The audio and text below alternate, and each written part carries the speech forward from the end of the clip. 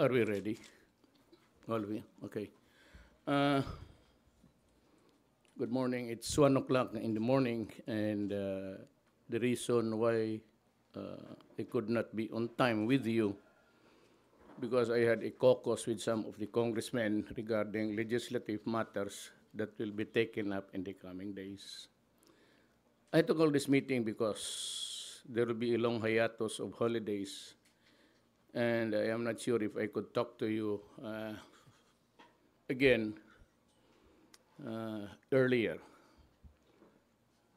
You know, some of my relatives, yung mga babae, the women, were asking me, even from the States, the residents of the United States, why did you have to include the relationship between Dilima and her driver?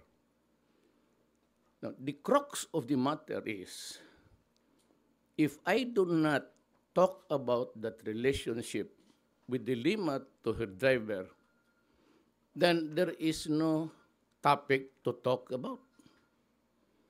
Because what is really very crucial there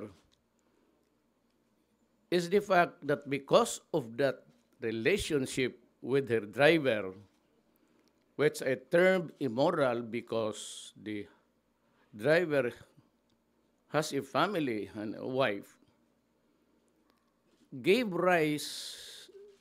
that connection gave rise to the corruption of what was happening inside the National Penitentiary.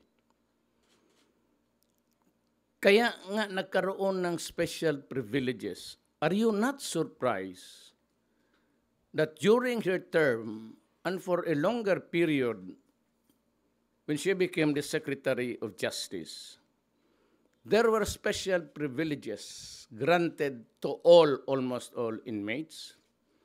There were guns there inside.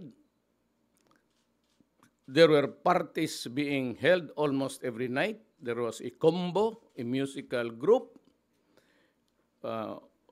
Liquors and alcoholic drinks flowed freely, and women went inside and out the prison.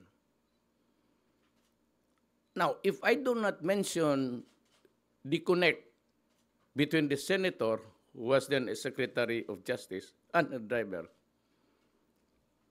how would you now explain?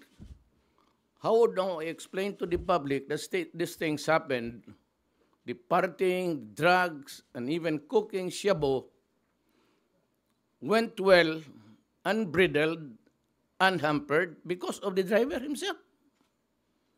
Would you think that a driver of a Department of Justice employee could have allowed these things by all and himself? These illegal things which you saw on TV almost every day for about a month? Do you think that without Dilima giving him the authority to allow the inmates to do that, all of this could have only happened if there was the go signal from the head of the department, which is the secretary. Barlaan, is there his name? Yeah, Barlaan. He was also one of the bagman. He was also, there's another fellow there. Undersecretary, all of these things happened under your nose, and shabu was floating inside, and it was being, and what was really painful, and that's the reason why we knew, and I know, because they were trafficking shabu from the inside. Were it not for that authority, these cell phones and everything else, the guns, could not have happened. Now, I am now warning everybody connected with the Bureau of Prisons in Muntinlupa. All the guards there and the supervisors. Because if you do not tell the truth before any committee of any governmental body, be it the Senate or the House of Representatives, be prepared to be charged. For what? That is serious negligence of duty. If not, I hope it is not that you were in conspiracy with the prisoners. You were there for almost all the time that these things happened. Do you mean to say that you did not report it to your superiors? Or you allow these things to happen by yourself, only your authority and nobody else's? Then be prepared to be investigated, because I will charge you for negligence of duty or under the revised penal code for conspiring with these guys to precisely act the way they behave there inside the prison. It could not have happened without your connivance. It could only mean conspiracy. Now, if you are not ready to tell the truth, I said, be ready to be ousted. You are all invited in the meantime to go to Basilan and find your places there and in Hulo.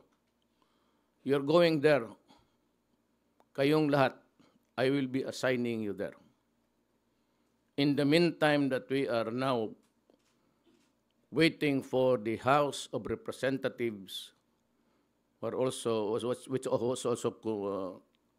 is also conducting its own inquiry, I urge the Lima to proceed with the investigation. And I would like to invite, there's somebody, sir, who told me there was this UN expert that Duterte is not doing enough. To come to the Philippines, have a conference to me in public. You can ask your questions, all that you want to know. But allow me to ask you also. You seem to be characterized as a UN expert. Fine. I'm just a simple trial lawyer. So why don't you come here and let's talk about what you are talking about. Extrajudicial killing, I will do the explanation in public for international release if you want.